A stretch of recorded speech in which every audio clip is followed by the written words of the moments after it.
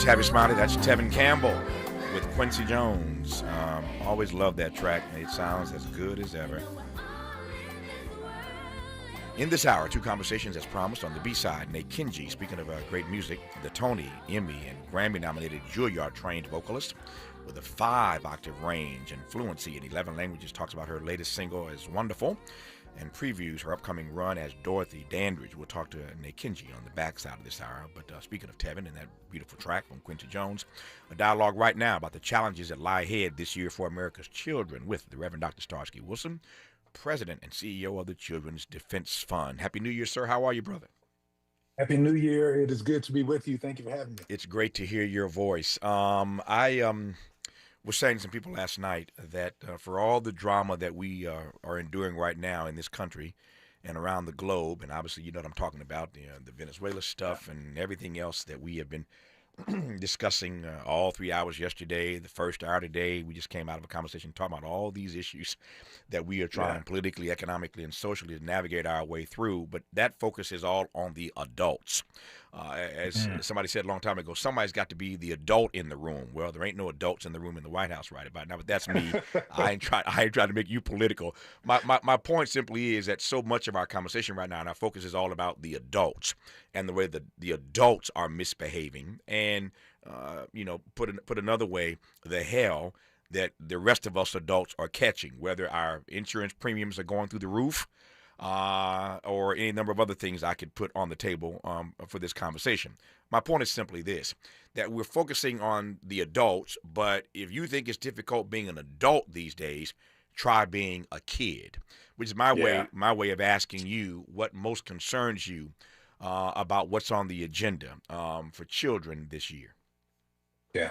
No, thank you for turning the attention to children and for the Tevin Campbell flashback. I Oh, appreciate both of yeah, those. yeah, You took yeah. me back to my youth with that There you go. one. The last 24 hours have been challenging around children's health. So for those who are paying attention, Robert Kennedy Jr.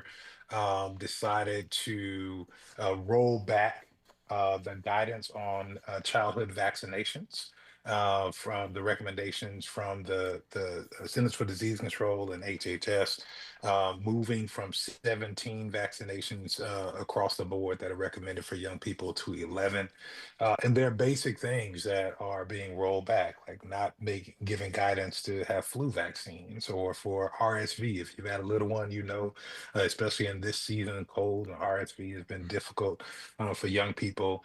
So not providing that kind of guidance, which will have direct impact on children and young people, but also is part and partial to the real dismantling of the public health infrastructure in the country at the Centers for Disease Control, and this guidance really creating a barrier to getting access to vaccines for communicable diseases for young people, particularly by saying that in the cases of those that they have named, they're going to require consultation or the recommendation of doctors. And we know so many don't have access to doctors immediately. So there's widely available vaccines for some of these things is just really necessary. So we're really concerned about children's health as relates to that vaccine coverage. In the adult conversation about the potential shutdown of the Mm. federal government a month from now is also tied in a key component around health and healthcare with the ACA subsidies set to expire and being caught up in that political conversation. And then, of course, this year, around the end of the year, we'll begin to see some of the impacts of the rollbacks that were in HR 1, the big ugly bill from last year, because those things were dated to not go into effect until after people voted. So there we'll begin to see some of the challenges and impacts around young people's nutrition, around their education and around their care. So we really have multiple challenges that are tied up in the adult conversation, but a very specific one around children's health right now. Those multiple challenges you just laid out, I want to give you a chance to expound on. I want to give you a chance to unpack a bit more when we come forward. But there are three things I heard loud and clear that I want to ask Reverend Dr. Starsky Wilson about in greater detail when we come forward, in no particular order. Number one, what the impact will be long term on children as we continue to see the dismantling of our public health system. The consequences and repercussions of that are going to be real, and they're going to be felt by children, and particularly children of color. What's that mean? Number one. Number two, he mentioned, I'm glad he started with this, the childhood vaccines. We just finished our first hour, and one of the exit, the exit question, in fact, the exit question I asked our first guest, Marcus Anthony Hunter out of UCLA, was if, in fact, Venezuela, legitimate story though it may be, it's an act of war as far as I'm concerned. You already know that. It's more, territorial adventurism, old style American bullying. No question about any of that. But the question I asked Marcus to close the first hour was if this is a weapon of mass destruction, distraction, that is, and Donald Trump is the king of distraction. But if this is another weapon of mass distraction, what are we being distracted from? And Starsky Wilson starts this hour with an answer to that question from last hour. One of the things we're being distracted from is what Robert F. Kennedy Jr. did yesterday on these childhood vaccines. Some of y'all didn't even know that happened yesterday because we're being distracted by Venezuela, but they're taking away vaccines for your babies. That ain't good news. And thirdly, I'll give him a chance to, again, unpack a bit more on this when we come forward. So we're facing another government shutdown. We got through what we got through, a little while ago, but we're facing another government shutdown. But this time, the Democrats are not, you know, they're not calling for a shutdown.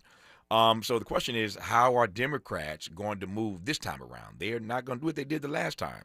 So what does that mean if Democrats aren't going to draw a line in the sand and say we're willing to shut the government down over this? They're not doing that a second time. What does that mean for you and for me? So a great deal more to cover with Reverend Dr. Starsky Wilson, the President and CEO of the Children's Defense Fund. You're listening to right now on Tavis Smiley. Freedom is an endless meeting. So let's get back to it with Tavis Smiley. Tavis Smiley, Reverend Dr. Starsky Wilson, who's President and CEO of the Children's Defense Fund. In case you've just tuned in, we invited him on to talk about what the fate of children in this country will be in 2026. You probably know, a bright audience across the country, that we are hurtling inexorably toward another moment where we run out of cash at the federal level.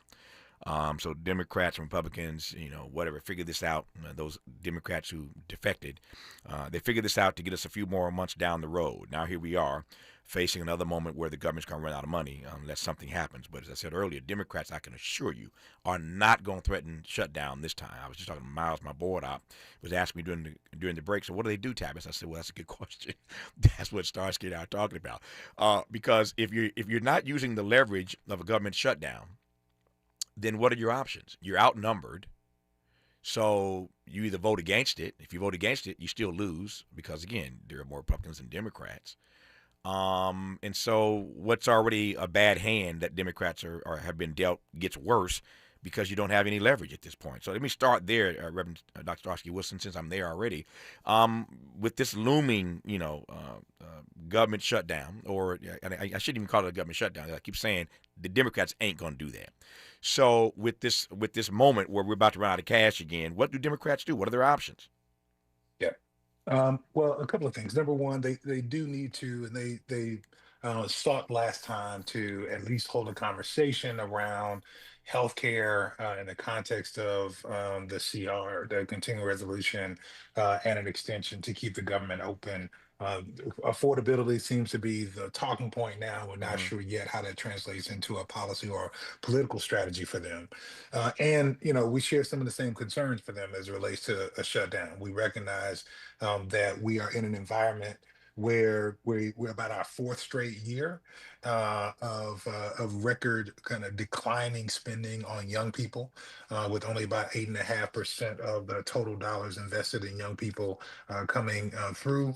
Um, um, and here, what we need to see is a conversation about the real needs of real people. Mm-hmm. So while we know that HR1 has its challenges that are coming to people this year, even with the political environment changing a little bit with the unfortunate loss of life of one of the Congress people today, and I don't want to politicize that, Mm-hmm. but it means that they need to be able to have a principled conversation about what the cuts are that are coming for the American people. They need to have a conversation about healthcare and healthcare subsidies, even at the top of the year. They need to lift up that about $1,000 increase on premiums because of letting the subsidies go. They need to talk about the losses and cuts that are coming in things like SNAP programming.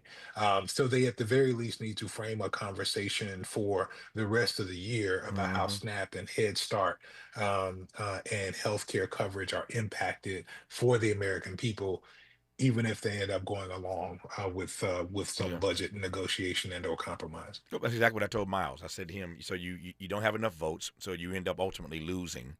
Yeah, And when you lose, you spend every day, every hour you can, framing for the American people what you just lost, yeah, or what they just lost, frankly. The hell they're going to catch based on this bill that will have just passed. You stay on message every day, and you hope that when you get to midterms that people, the American voters, will buy that message. that's right. That's really your only hope. But I digress on that for now. The two other issues that you raised at the outset that I want to give you a chance to unpack a bit more, and that is this notion of the dismantling public health system that we are experiencing, actually living inside of every single day. What are the long-term implications, the long-term repercussions and consequences for children in this country as we see our public health system again going down, frankly? Yeah, I care a lot about this, and of course, we work for this for children for CDF, but also chair the board for the Robert Wood Johnson Foundation, a foundation focused on health Sure. philanthropy here in America. And so, bringing those two worlds together, part of what we see is that trusted institutions that give us guidance on how we care for our lives, how we inform our democratic movements, are eroding. We see that in the politicization of the Centers for Disease Control last year. We've seen the voices that used to be at the CDC trying to give us guidance, trying to give states and individual citizens direction on what to do around things like vaccinations for children, or the folks who CDC helpfully framing for us the violence in our communities, community violence as a public health concern, being dismantled and being taken out of a science-based, evidence-based approach to its guidance, which is the most critical piece right now. Hmm. And so that impact is about who can we trust? Who do we go to for information to inform the difficult decisions we're making for our small children as relates to their health? And in the same time, I don't want to further complicate a matter, but we also get the announcement of the closure of the Corporation for Public Broadcasting. So again, public media and public health, both institutions being undermined by politics in this moment. So as we and families and communities try to make difficult decisions about how we're going to take care of the young people for whom we are given charge, then we don't have the best access to information to be able to make those decisions. So that's the real difficulty for us. So we talk about it as far as guidance on things like vaccinations. I mentioned before Hmm. the cuts that we know that are coming related to children's nutrition. The Trump administration jeopardized the well-being of more than 42 million Americans by pulling full payment of SNAP benefits back in November. So we know that that becomes a political chip where people are not deeply caring about how young people are nourished.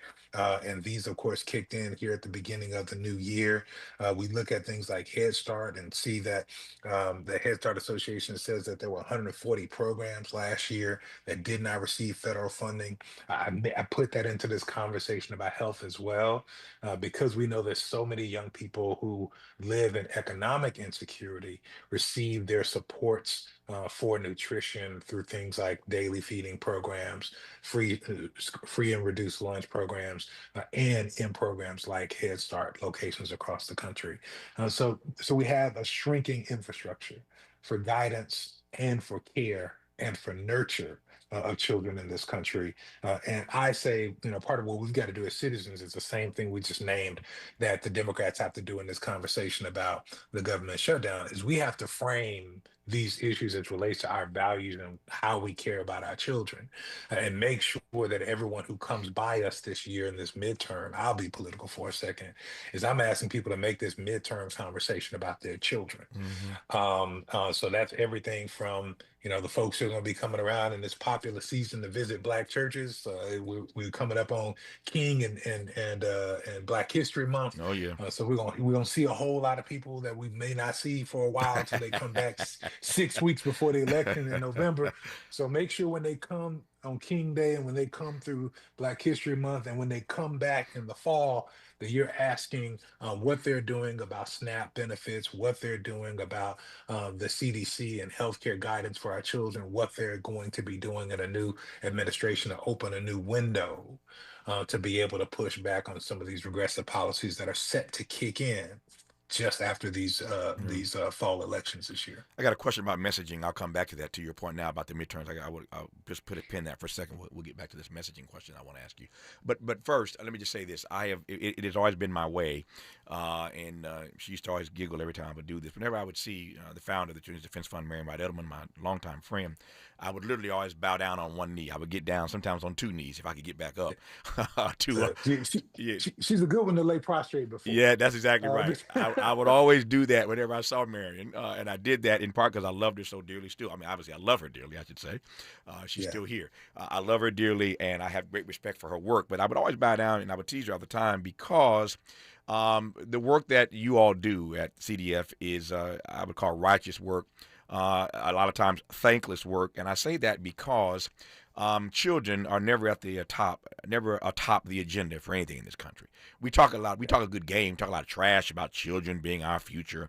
We talk that stuff, but that's not the way we move when it comes to public policy, as you well know. And so my hat is always off to anyone, you namely in this conversation, for the work that you do on behalf of children. But it seems to me that that becomes much more difficult to do. I'm bringing this thing full circle.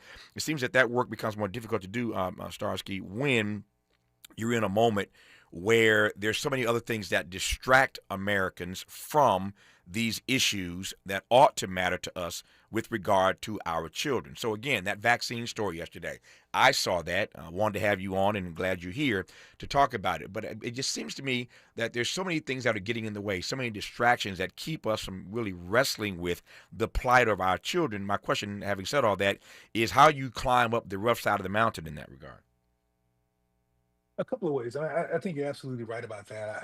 I think we've got to make sure we're making the connections between these issues and these challenges Mm-hmm. so that people understand children in light of the things that they may see at the top of their list. Ms. Edelman would always say we got to keep the baby in the middle of the table. Mm-hmm. So we want to center children in the discussion and help people to understand how this connects with other issues. I told one of your producers up here in Atlanta today, Mm-hmm. gathered with a community of clergy from across the country, and I'll be back with different groups talking about this. It was here that Mrs. Edelman made the case to some of the leaders in the civil rights movement that well, two things. Number one, she said the country had been tiring of a conversation about race. Mm-hmm. She saw the waning days of 1969 up through 1973 when we were founded, that the country had shifted to other dialogues and didn't want to talk about race. She also understood that if you talked about and centered children from a public policy standpoint, then you could advance most of what was on the racial justice agenda. Mm-hmm. Frankly, it's even more so now Mm-hmm. than it was then Mm-hmm. because the majority of children in America are Black or brown. So part of what we've got to do is the difficult bridging work, as I'm speaking to this group of clergy, to say, I know you care about racial justice, and you need to understand that as you center a conversation about racial justice, if you want it to be a sustainable conversation, you've got to talk about children. Mm-hmm. And when you talk about children now, of course, in this country, we've got to talk about race because of their demographics. So part of the work that we've got to do is to help people to understand that children are tied into a racial justice agenda. We need to talk to people who have economic interests and say, I know you say that you care about the economy, and if you care about your regional economy, actually you do better at investing in early childhood education. Quality early childhood education is a better economic development investment for a region than that new big box stadium that you're giving away all those tax tax credits for Right. to the large firms that are seeking to develop them. So we got to have that economic conversation and talk about why young people are the poorest group of Americans.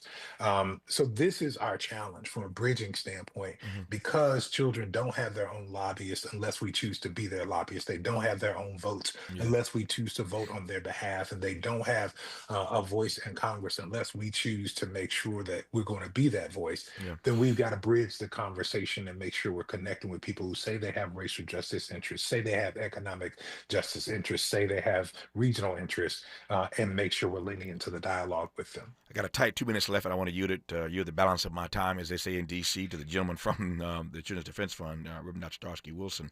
Here's my extra question about messaging.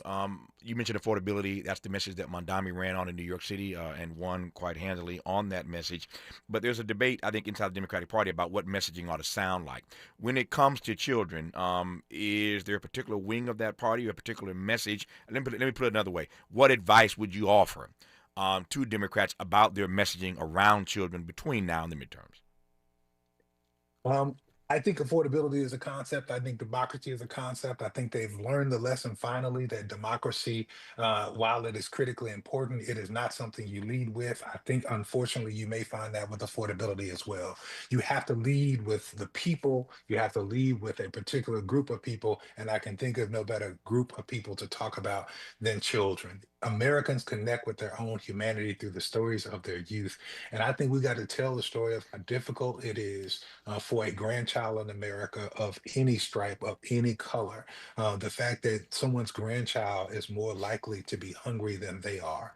They've got to talk about why the dismantling of the Department of Education is not just stripping resources for the next generation and their education, but it's also stripping nourishment from them. We got to talk about the fact that people are going to be making decisions for young people, and we've seen a spike in measles for the first time in almost a generation, and we may be losing our status as a nation that is Mm, free of these kinds of childhood diseases. mm, I would advise Democrats, Republicans, Independents, those from the Working Families Party to talk about a future that centers a vision of children thriving, yeah, singing, dancing, experiencing joy, and then talking about what it means to create a just and caring community around them that is fortified by public policy. But yeah. begin with the children, then tell the story of the policies and how we might advance this on their behalf. If you missed it, RFK in a seismic shift, has moved to reduce the number of childhood vaccines for children.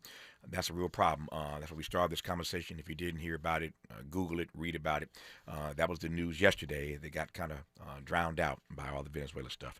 Reverend Dr. Starsky Wilson is President and CEO of the Children's Defense Fund. Always honored to have him on this program to give us a report card on how we're doing with regard to our babies. Have a great rest of the year, sir. I'll talk to you again soon, I hope. Thank you. Looking forward to it. All right, stay strong.